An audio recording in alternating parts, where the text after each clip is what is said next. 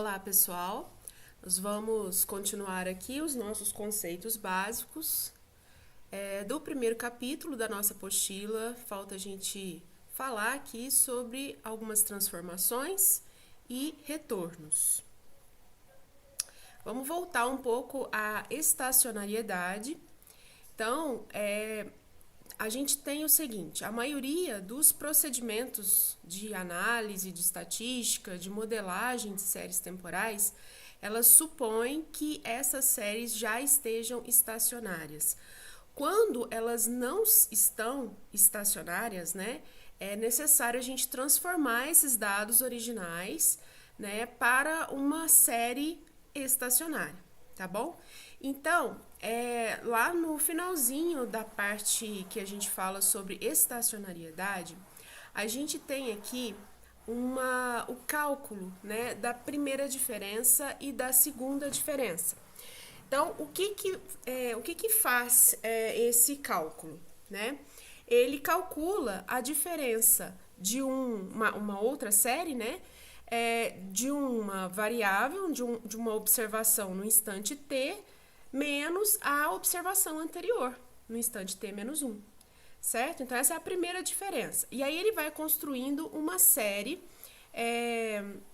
com essa diferença, tá? A segunda diferença é essa fórmula aqui, um pouco mais chatinha, mas é a diferença da primeira diferença, tá? Então, ela é muito tranquila também de trabalhar, tá? E o que a gente consegue com isso, né? Calculando de uma série não estacionária, por exemplo, a primeira diferença. A gente pode conseguir uma série mais estável, tá? Com uma variância, assim, aqui nos dados, né? Um pouco mais achatado, tá? Então, esse aqui é um exemplo. Eu peguei a série do Ibovespa, que a gente tem lá naqueles dados que eu passei para vocês, que estão disponíveis aqui, nessa referência aqui, ali da apostila, e eu plotei somente até o instante 84, 85, não sei, que estão aqui, tá? E calculei a primeira diferença, tá? Então, vamos olhar essa curva aqui em azul, a série original. Nitidamente, ela não é uma série estacionária, né? A gente tem momentos aqui que a gente tem uma tendência, né? E parece que a gente tem alguns picos de sazonalidade, parece, né? Mas a gente ainda não pode saber, porque eu plotei também só um pedaço da série, né? Só para ficar menor aqui para esse cálculo. Então, notadamente, ela não é estacionária. Depois a gente vai ver aqui a função de autocorrelação dela e aí a gente vai tirar a prova, tá? E aqui a gente calculou a série da primeira diferença. Então, assim, nitidamente, né? Se a gente traçar uma reta aqui, ó, no zero aqui, né, do eixo Y, a gente vai ver que a gente tá ali variando a gente deu uma estabilizada nessa série, né? Então, vamos tirar a prova, né? Será que a gente conseguiu, com o cálculo dessa série da primeira diferença, garantir uma estacionariedade para essa série do Ibovespa e depois, a partir daí, trabalhar na modelagem desse dado? Então, vamos ver aqui, olha. Então, aqui nós temos a série e a função de autocorrelação correspondente, né? Aqui em azul é a série original. Então, se a gente olhar aqui a função de autocorrelação, ó, que a gente viu no vídeo anterior, olha só, os coeficientes de correlação, de autocorrelação, eles estão caindo bem lentamente, o que indica o quê? Que a série não é estacionária, certo? Aí, nós pegamos aqui, ó, ainda coloquei até um gridzinho aqui pra gente ver aqui bem na faixa aqui do zero, ó, tá vendo? Ela tá bem estável aqui, ó, variando pouco aqui, né, no zero aqui. Então, essa primeira diferença parece que já garantiu, né, a estacionariedade da série. Vamos tirar a prova pela função de autocorrelação aqui à direita dela, em vermelho também. Então, a gente viu que a autocorrelação, ela cai rapidamente. O que é um indicativo de quê? De estacionariedade, tá? Então, nesse caso aqui, ele garantiu, só o cálculo da primeira diferença, ela já garantiu uma estacionariedade aqui para a série, tá? Pode ter casos que a primeira diferença não vai nos levar a esse ponto. A gente vai precisar calcular mais algumas diferenças ou aplicar outras transformações na série para a gente garantir esta estacionariedade, ok? É bem simples, né? E tem o programinha lá para vocês, bem explicadinho, bem comentado, de como utilizar esse cálculo de diferença no Python, tá? Como eu já falei, eu estou trabalhando aqui na disciplina com Python, né, a linguagem Python, mas vocês podem utilizar a linguagem de preferência de vocês. Bom, vamos ver algumas outras transformações que são importantes aqui para nós, né? Também é o caso dos dados, quando a nossa série ainda não é estacionária. Então, a gente tem que transformar os dados originais usando alguma transformação não linear, logarítmica ou a transformação de Box-Cox que a gente vai ver aqui. Então, a transformação logarítmica, ela é apropriada se o desvio padrão da série for proporcional à média. Eu sei que é muita informação, né? Então, assim, o que a gente tem que ter em mente? São muitas regrinhas, né? Então, o que a gente tem que ter em mente? A série é estacionária? Não é. Então, eu vou procurar a transformação mais adequada para ela, para torná-la estacionária, tá? Aí você estuda aquela série em particular, mas saiba que tem essa possibilidade, você transformar a série numa série estacionária, tá? E aí a gente tem essas várias regrinhas. A logarítmica é quando o desvio padrão é proporcional à média. A transformação de Box-Cox é uma outra técnica para estabilizar a variância, né? Então, a gente tem essas regrinhas, né? É muita coisa para a gente, vamos pensar, decorar. A gente não decora, é à medida que a gente vai fazendo exercícios, né? Trabalhando com as modelagens de séries que a gente vai guardando isso, né? Então, vamos lá. O objetivo dessas transformações, né, no geral, é estabilizar a variância e tornar a série mais adequada para os modelos que assumem uma variância constante ao longo do tempo, que é um conceito que é chamado de homocedasticidade, tá? Então, quando que a gente tem que pensar em transformação? Quando a variação aumenta com o nível da série, valores maiores têm oscilações maiores, por exemplo, vendas mensais que crescem e as flutuações também ficam mais amplas, tá? Distribuição muito assimétrica, cauda longa à direita, tá? A gente tem ali uma distribuição bem, uma simetria positiva ali no caso, né? E o tamanho do erro parece proporcional ao valor da série. A gente tem algumas técnicas, vou mostrar aqui uma delas, né, para a gente chegar na conclusão de que transformação que vai ser mais adequada ali. A primeira delas é a análise do gráfico de amplitude versus média. Você traça lá, no eixo X, a média, você vai dividir a sua série em pequenos blocos, né, e vai calcular para cada bloco a média e a amplitude, vai traçando, né, para cada bloco ali você vai ter o valor da média e o valor da amplitude. E aí você traça esse gráficozinho aí, no caso aqui é um gráfico de dispersão, né? Qual que é a conclusão que a gente tem nisso, né? Se os pontos, eles formam, nessa dispersão aqui, se eles formam uma nuvem horizontal, que tá aparecendo aqui, né? A variância é constante. E aí a gente pode tender a não precisar de transformação, que foi o caso desse aqui. Esse aqui é o caso da série do Ibovespa, tá?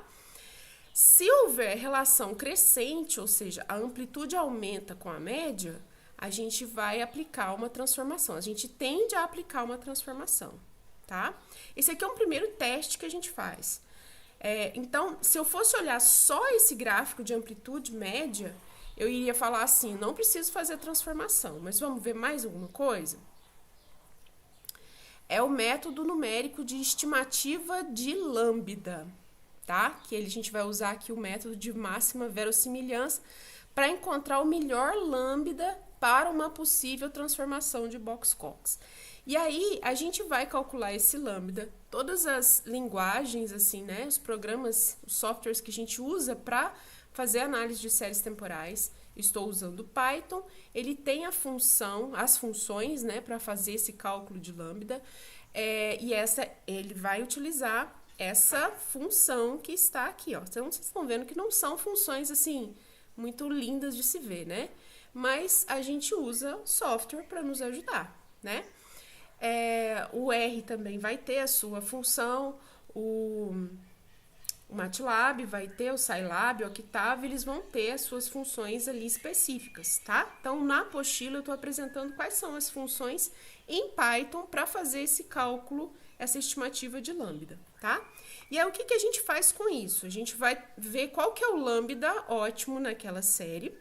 E aí, se esse lambda for próximo de 1, a gente não precisa fazer nenhuma transformação. Ou seja, a gente garante, no caso daquela série, né, que a gente mostrou aqui, ó, a gente vai garantir que eu não preciso fazer transformação, tá? Então, se eu for olhar aquela série por esse gráfico da amplitude versus média, eu não vou fazer transformação. Mas vamos verificar aqui, ó. Se o lambda for próximo de 1, a transformação logarítmica é a ideal. Se o lambda estiver entre 0 e 1, aí a gente sugere uma transformação que pode ser, inclusive, a de Box-Cox, tá? Nesse caso aqui, usando com o lambda que a gente calculou, ele pode estabilizar a variância, no caso do Box-Cox, tá? E se esse lambda for menor que 0, vai indicar uma transformação mais forte, por exemplo, a transformação inversa, tá? Então, no caso aqui, a transformação de Box-Cox, né, que a gente está falando sempre aqui, ela é uma técnica para estabilizar a variância e aproximar a normalidade de uma série de dados muito usada antes da modelagem. Por exemplo, eu vou fazer uma modelagem, um modelo ARIMA, né? Ou um modelo de regressão. Eu vou usar a transformação de Box-Cox antes. Por quê? Porque essas modelagens, elas precisam de que a série esteja estável. Elas precisam que a série esteja estacionária. Então, vamos ver aqui a transformação de Box-Cox aplicada a esse exemplo que eu falei para vocês, né? Então, eu tenho aqui a transformação, a série original do Ibovespa, tá? Eu peguei só um pedaço dele, tá? Da série, e calculei o lambda, e deu esse valor aqui, ó, 0,4133. Ou seja, ele está exatamente no meio do caminho ali, entre 0 e 1. Né? Então, a gente tem aquela do nosso checklist aqui, ó, sugere uma transformação intermediária e, nesse caso, a transformação de Box-Cox com esse lambda que a gente calculou, ele pode estabilizar a variância. E foi isso que aconteceu, olha só. A gente utilizou esse lambda, né? Na transformação de Box-Cox, a gente tem uma função que faz isso aqui no software, tá? A gente vai calcular isso manualmente, jamais. Tá? E aí vocês podem ver que ele estabilizou a variância da série, tá? É isso mesmo, tá? Então, assim, a redução da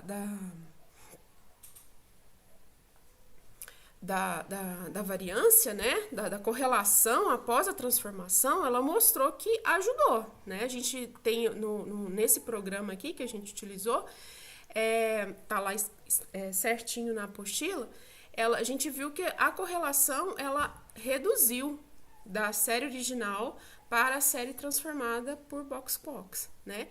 Bom, mas essa transformação de Box-Cox, ela não garante a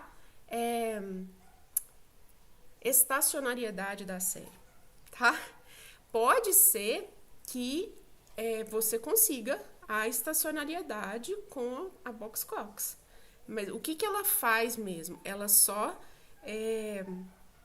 estabiliza a variância, tá? Pode ser que depois da transformação de Box-Cox, a gente viu assim, olha, a série não está estacionária ainda. Então, eu vou fazer o quê? Eu vou usar a primeira diferença.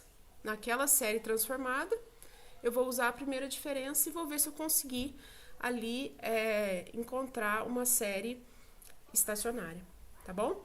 Então, é muito importante, a transformação de Box-Cox, ela não garante a estacionariedade, ela vai estabilizar a variância, tá bom?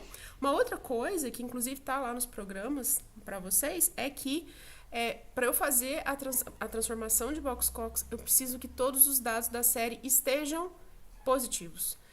Se não estiverem, a gente precisa fazer um shift, tá? Um deslocamento da série para transformar essa série toda em positivo, né? Esses dados todos em positivo, um shiftzinho ali para depois aplicar essa transformação, tá? No programa lá eu mostro para vocês como que eu fiz numa série simulada, tá bom? Bom, vamos para mais não é transformação, mas a gente vai falar aqui de retornos, tá? Retornos é muito usado em séries financeiras, séries temporais financeiras, né? Preço de ações, moedas, índices, né? Então, a gente usa muito o conceito de retorno porque o preço em si nem sempre é a melhor medida para fazer algumas análises, né? Então, o retorno ele mede a variação relativa do preço de um ativo entre 2 instantes de tempo. Então, vamos ver, a gente tem 2 tipos aqui de cálculo de retorno. É o retorno simples, né? Que é o preço no instante T menos o preço no instante anterior, dividido pelo preço no instante anterior. Tá? Então, o que é isso aqui? Se o retorno, esse RT, for de 0,05, isso significa um aumento de 5% nesse período, ou seja, de ontem para hoje o preço aumentou 5%. Ok? E o retorno logarítmico, ele é muito usado em matemática, finança, estatística, porque a gente utiliza adições no lugar das multiplicações e isso facilita muito a modelagem, tá? Que é essa fórmula aqui, tá? Rzinho T, ln de PT sobre PT menos 1, ok? Muito bem. Vamos fazer um exemplo simples aqui. Vamos supor que o preço de uma ação, por exemplo, um dia, T menos 1, ou seja, ontem estava R$100. O preço hoje, no instante T, está 110. Então, vou calcular o retorno simples, deu 10%. E o retorno logarítmico deu 9,53%. No final das contas, vai falar a mesma coisa, tá? Então, o retorno simples de 10%, ele significa que o preço aumentou 10% em relação ao dia anterior. O retorno logarítmico, igual a 9,53, ele vai significar quase a mesma coisa, mas medido em termos contínuos, tá? Pensando naquela ideia do tempo discreto e do tempo contínuo, tá? Então, se a gente for pensar em juros compostos infinitesimais, tá bom? Aqui é uma simulação, eu estou sugerindo aqui que vocês vejam o programa 19, ele simula uma série de preços e calcula as séries de retorno simples e logarítmico, tá? Só uma aplicaçãozinha mesmo pra gente entender melhor esses cálculos de retorno, tá? Aqui nós temos a série original simulada, não sei que dado é esse, eu só simulei lá uns dados aleatórios lá no Python, né? Aplicamos aqui, olha, o retorno simples, o que aconteceu com essa série, vamos pensar, e aqui o retorno logarítmico, tá bom? É bem simples essa parte, mais aplicação de fórmulas e programas mesmo, então é bem tranquilo, tá? Qualquer dúvida que vocês tiverem, é só entrar em contato lá pelo sistema. Essas são as referências dessa apresentação. E nós continuamos no próximo vídeo.